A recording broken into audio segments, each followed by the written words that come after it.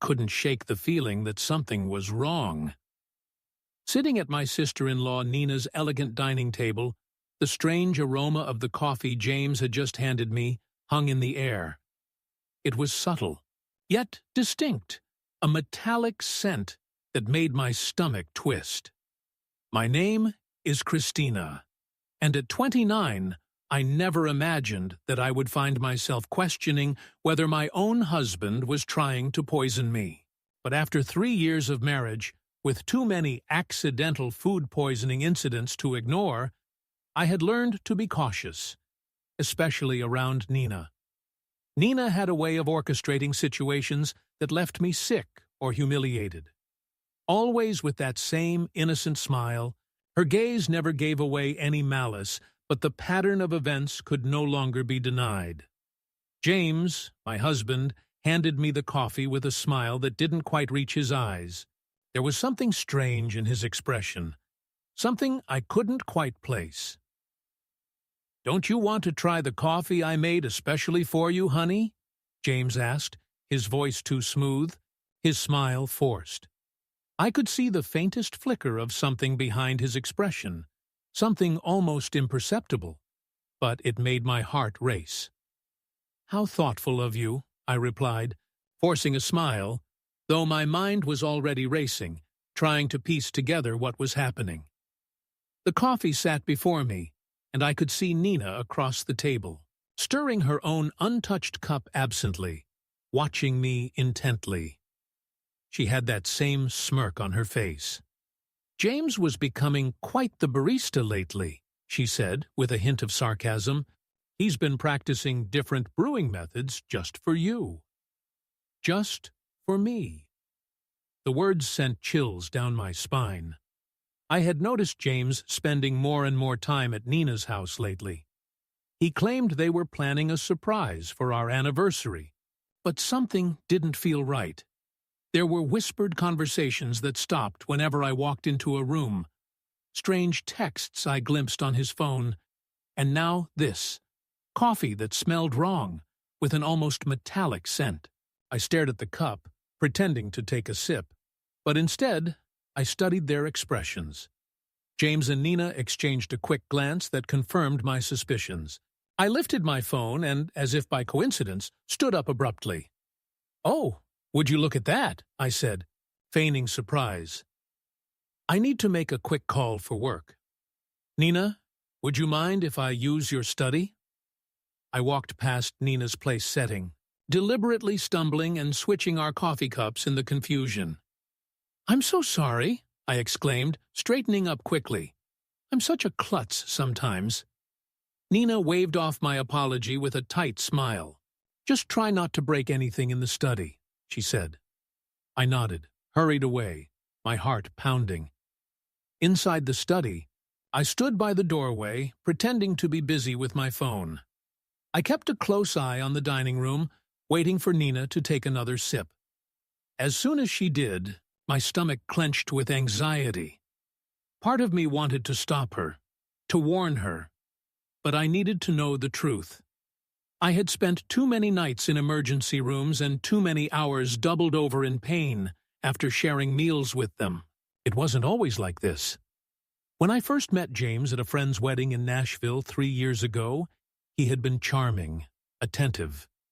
Nina had seemed welcoming too, inviting me to family gatherings and offering to help plan our wedding. But looking back, the signs had been there. Nina would accidentally spill something on my dress at important events, or add extra seasoning to my food when she helped cook. The incidents started small, a mild upset stomach here, an allergic reaction there. James always had an excuse. Maybe it was something you ate earlier, or you must be coming down with something. But the pattern was becoming too obvious to ignore. The worst incident was 2 months ago, when I ended up in urgent care after having breakfast at their house. The doctors found traces of something in my system they couldn't identify. James convinced everyone it must have been expired medication, but I knew better. I gripped the door frame, watching as Nina took another sip of the coffee. James was busy typing on his phone, seemingly unconcerned. My own untouched cup sat cold on the table, its metallic smell still lingering in the air. A slight tremor in Nina's hand caught my attention as she set the cup down.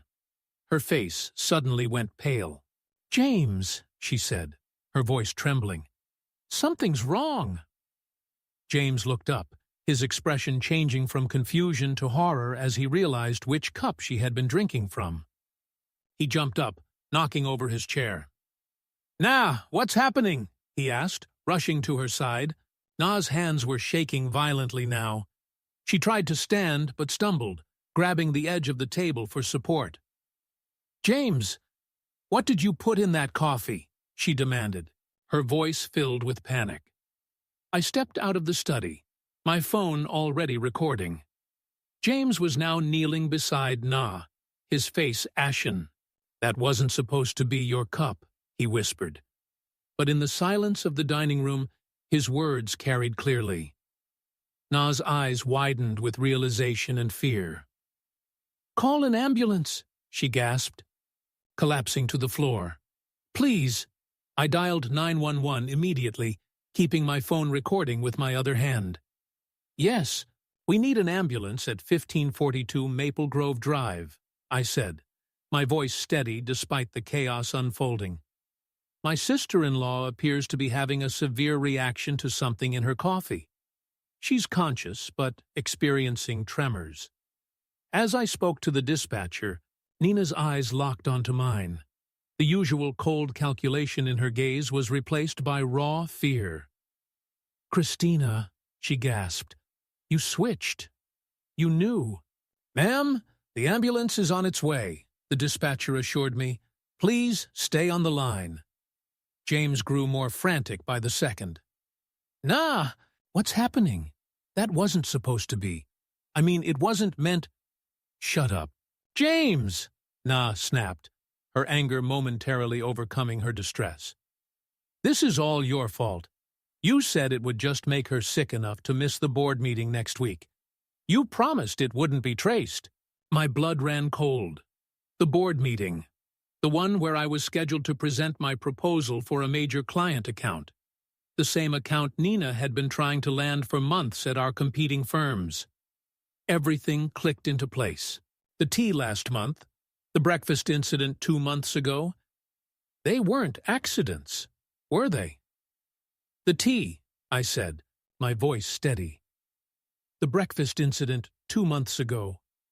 Those weren't accidents, were they?" Na's face contorted with pain. "The tea that was supposed to keep you home during the Johnson contract presentation. But you went anyway," she gasped. "You clutched your stomach, doubling over. James said we just needed to discredit you, make clients think you were unreliable." The sound of sirens filled the air. Outside, James stood up, backing away from both of us. "Nah, stop talking. You don't know what you're saying."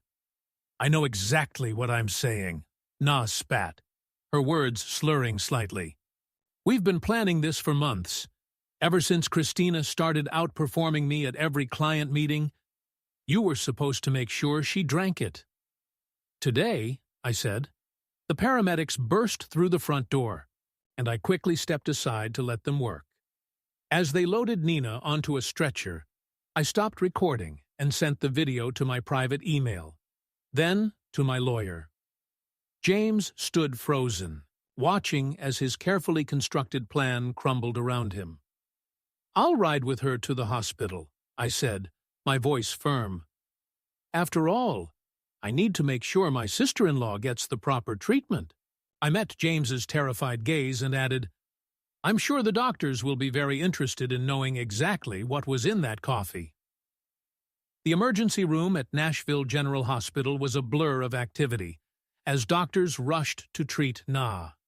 I sat in the waiting room, my phone clutched in my hand, replaying the recording of Nina's confession. The tremors in her voice, the panic in her eyes. It was all the evidence I needed to prove this wasn't just paranoia on my part. The door to the emergency room opened, and a nurse called out, Family of Nina Anderson? I stood up quickly, my legs feeling like jelly. I had sent the video to my lawyer, but now I had to deal with the reality of what was happening.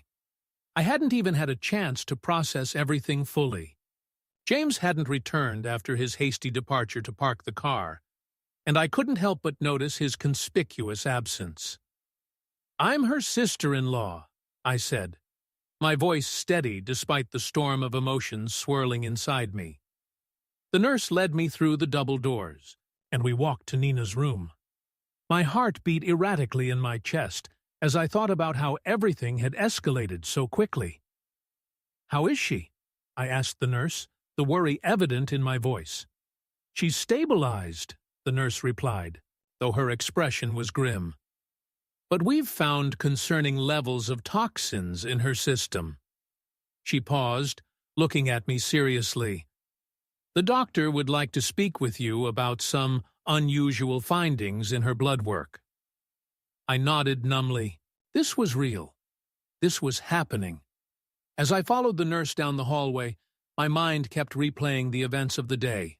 The coffee, the confession, the horrifying truth that my own husband and sister-in-law had been poisoning me for months. I couldn't even fathom the extent of the betrayal. They had been so subtle, so calculated. Yet somehow I had missed the warning signs. I should have trusted my instincts earlier. But now it was too late to change the past. Dr. Phillips, a tall woman with graying hair and sharp eyes, was waiting by Nina's room. She greeted me with a brief professional smile before diving straight into the matter. "Mrs. Bennett, could you tell me exactly what happened before your sister-in-law became ill?" Dr. Phillips asked, her voice clinical and calm. I took a deep breath, trying to steady myself. I had to stay focused. I pulled out my phone and said, "I think you should listen to this first." I played the recording from brunch, watching Dr. Phillips's expression change from professional concern to alarm as Nina's confession filled the room. "This is very serious," Dr. Phillips said, making notes on her tablet. "The substance we found in Nina's system isn't something that accidentally ends up in coffee. We're looking at deliberate contamination."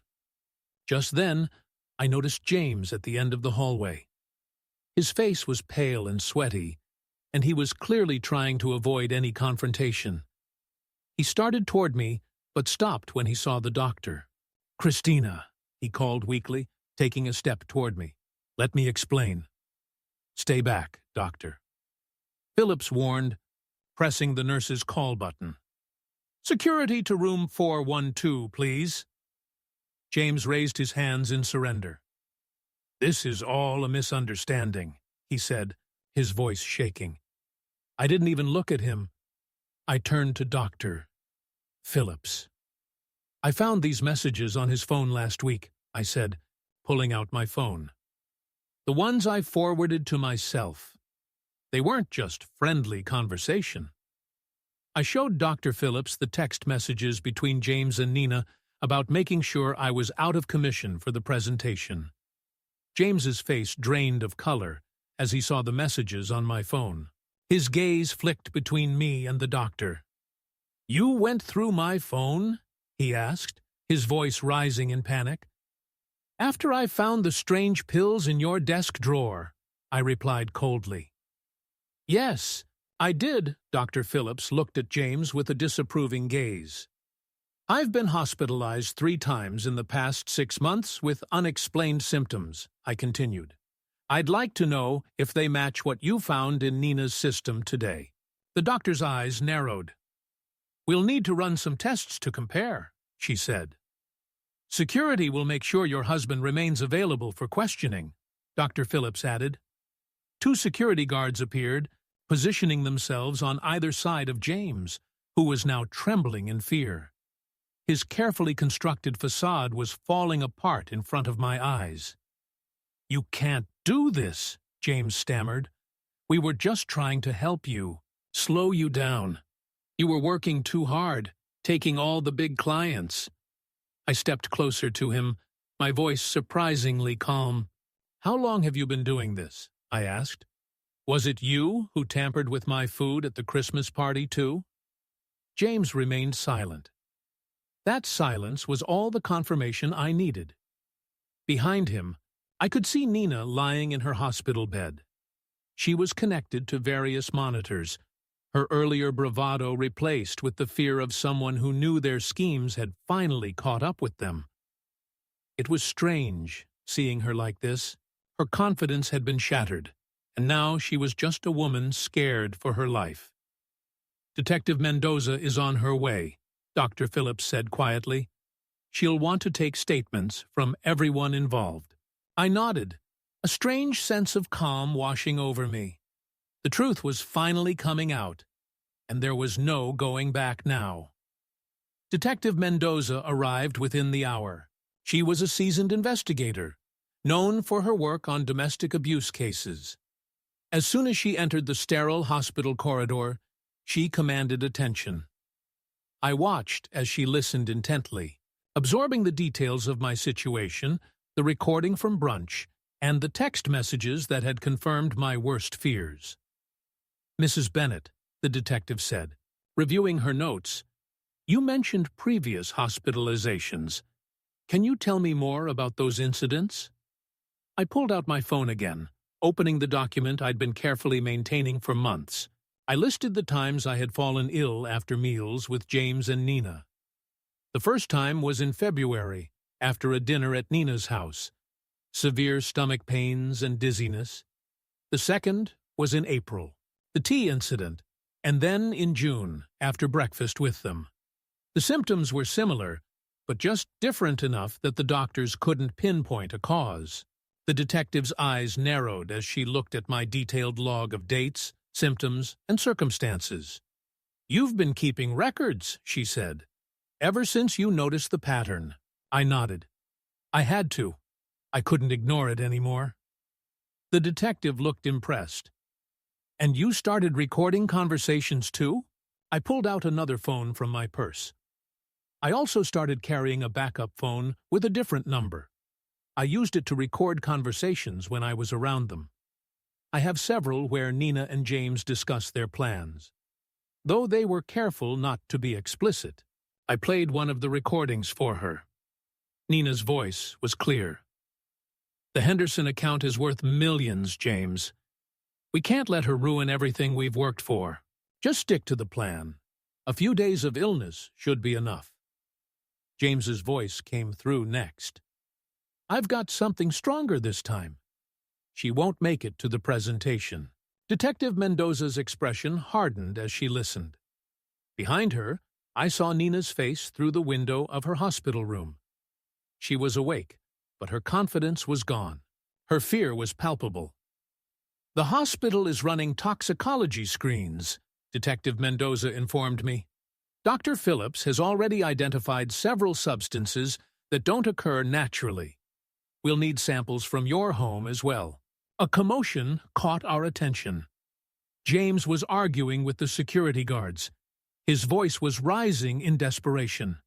"I need to speak with my wife," he shouted. "Christina, please! You don't understand," he pleaded. Detective Mendoza stepped between us. "Mr. Bennett, you're not helping your case." "We've already found evidence of premeditated poisoning," she added sharply. James seemed to deflate, realizing the weight of his actions was now fully known. "What were we trying to do?" James asked, a hollow laugh escaping him.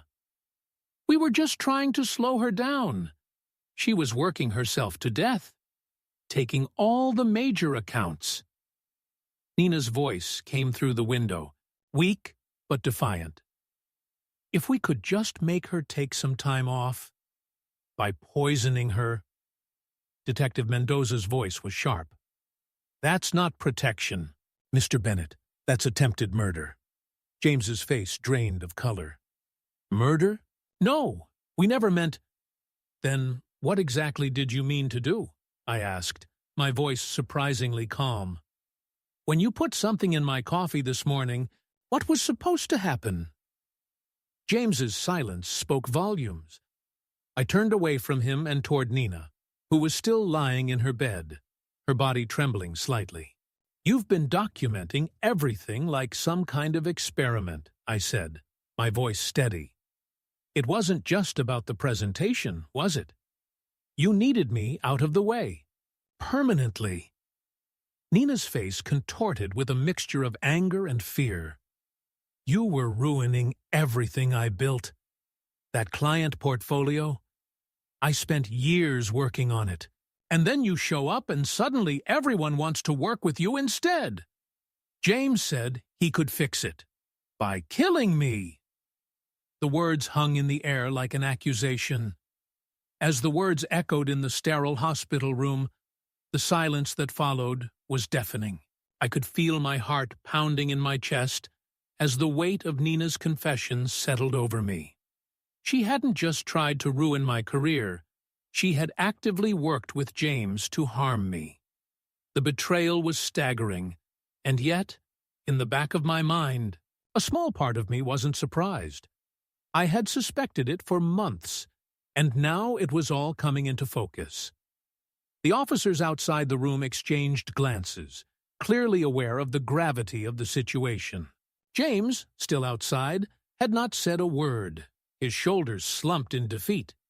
He was realizing that the walls were closing in, and his carefully crafted lies were no longer enough to save him.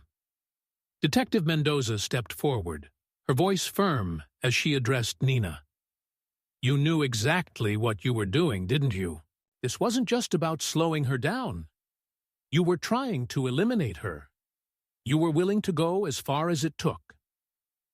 Nina's expression twisted into one of desperation, but her earlier bravado was gone, replaced by the fear of someone who knew they were caught. We just needed her out of the way," she whispered, almost pleading, as if she could somehow justify her actions. She was taking over everything. She was making all the big deals, the ones I was supposed to be getting. James said we just needed to make her sick enough to miss the presentation. But it didn't work. And now, look, everything's falling apart.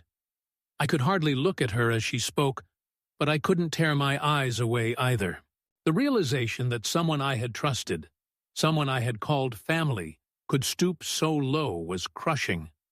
I had known something was wrong, but hearing it spoken aloud, hearing her justify it, made my blood run cold. "Why not just talk to me?" I asked, my voice surprisingly calm despite the storm raging inside me. "Why not just come to me and say you were struggling? Why go to these lengths?" Nina didn't respond immediately. She was trying to compose herself, but the words weren't coming. Instead, she looked away, her face etched with guilt, and I could see her struggle to find any shred of justification for her actions. The room felt small, suffocating, as Detective Mendoza motioned to the security officers to ensure that no one could leave. "We'll need a full report from both of you," she said to James, her tone unwavering. "And we'll need to continue our investigation. We'll also be searching both of your homes and offices for further evidence. This won't go away just because you refuse to acknowledge it." I could feel the tension rising in the room as the truth continued to unfold. James, realizing the severity of his involvement, stood there like a broken man. His earlier defiance had evaporated, replaced by the hollow realization that his life was crumbling before his eyes. "Christina," he said, his voice trembling, "I'm so sorry. I never meant for it to go this far." "Really?" I asked, the bitterness creeping into my voice. "Because everything points to a clear plan. You and Nina orchestrated this together. You both tried to destroy me. And for what? A job? A client? A career? Was that really worth it?" He couldn't look me in the eye. His head hung low, the guilt too heavy to bear. Detective Mendoza turned to me, her expression stern but sympathetic. "We'll be following up with you soon, Mrs. Bennett. We need to take your statement and gather all the evidence we can. This won't be over quickly, but we'll make sure justice is served." I nodded, though I couldn't help but feel a sense of emptiness. The people who were supposed to love and support me had betrayed me in the worst possible way, and now all I could do was move forward, one step at a time. As the ambulance took Nina away, I felt a strange mixture of relief and anger. Relieved that the truth had finally come to light, but angry that I had to endure this nightmare at all. I glanced over at the hallway where James stood, still frozen, his face pale and empty. He had been a part of it all, and no amount of apologies could undo the damage he had caused. Weeks passed in a blur. The trial was a grueling process, with every detail of James and Nina's deceit laid bare for everyone to see. The evidence was overwhelming. Poisoning attempts, text messages detailing their plans, and testimonies from the doctors who had treated me. James and Nina both faced multiple charges, including attempted murder, conspiracy, and assault. The guilty verdict came swiftly, and they were sentenced to long prison terms. But no amount of justice could undo the emotional toll they had taken on me. Fake default. The day of the trial's conclusion, I found myself standing at a podium at the Nashville Business Leaders Conference. I was about to give my keynote speech, something I had worked tirelessly for. As I looked out at the sea of faces, I realized that this moment was the culmination of everything I had fought for. Everything that Nina and James had tried to take from me. The irony wasn't lost on me. The very opportunity they had tried to sabotage had led me to this stage. I cleared my throat, my voice steady as I began. "Success isn't just about talent or hard work," I started, my gaze sweeping across the crowd. "It's about integrity. It's about building genuine relationships based on trust. And sometimes, the biggest threats to our success come from those closest to us. But surviving those challenges makes us stronger." I paused for a moment, letting my words sink in.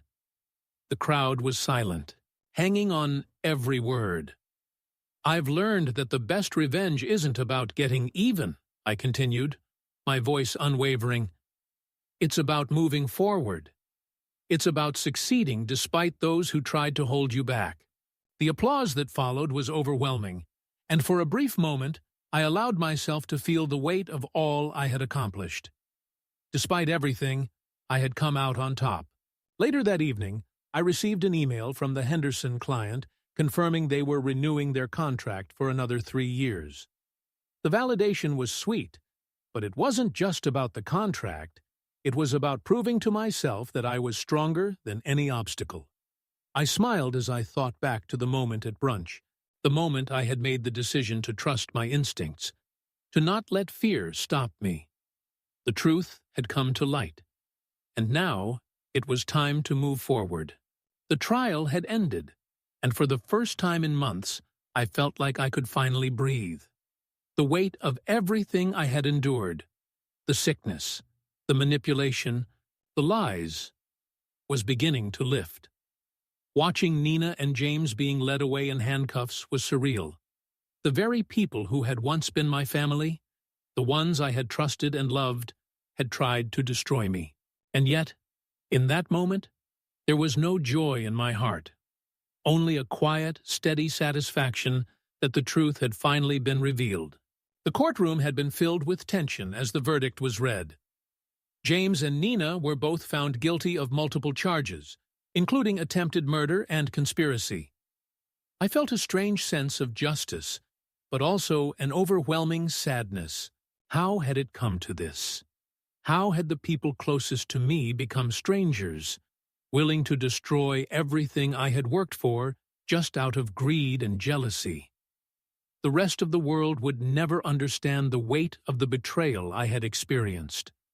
For months, I had been a prisoner of my own home, quietly watching for signs that my husband, my sister-in-law, had been working together to poison me.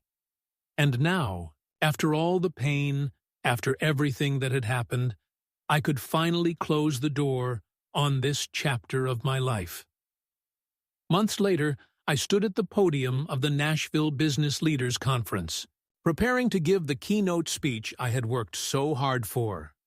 The irony wasn't lost on me. This was the very opportunity they had tried to prevent me from achieving, the success they had been desperate to take away from me. But here I was, standing on the other side, stronger than ever.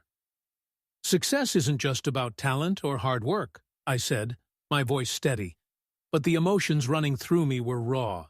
It's about integrity. It's about trusting your instincts and never letting anyone take your light away from you. The crowd fell silent, hanging on every word. I could feel their eyes on me, watching as I shared my story. I wasn't just giving a speech about business strategies or marketing techniques. I was telling them about resilience, about standing up in the face of betrayal and emerging stronger on the other side. I paused for a moment, taking in the sea of faces before me. Sometimes, the biggest threats to our success come from those closest to us. But surviving those challenges only makes us stronger. And the best revenge? It's not about getting even. It's about moving forward. It's about proving that no one can break you. The applause that followed was deafening, but it wasn't the applause that mattered. What mattered was that I had made it through.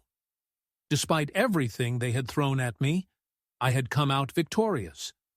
And I had done it without compromising my values, without letting their cruelty define who I was. As I made my way off the stage, I couldn't help but smile. It wasn't about the victory I had won over Nina and James. It wasn't about proving them wrong. It was about the person I had become along the way, the person who had learned to trust herself, to fight for her dreams, and to never back down in the face of adversity. Later that evening, I received an email confirming that the Henderson account had renewed their contract with my firm for another 3 years. The weight of the victory settled into my bones, but I knew it wasn't just about the money. It wasn't about the clients or the business deals. It was about something far more important, the peace I had finally found. Nina and James were behind bars now.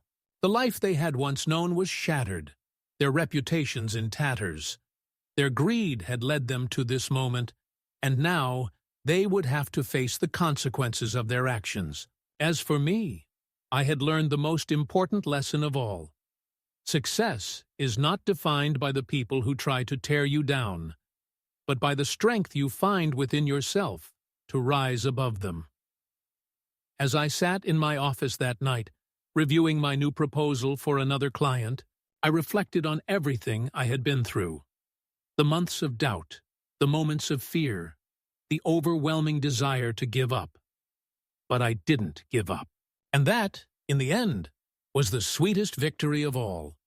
Now I stand here, in control of my future, and for the first time in a long time, I feel peace.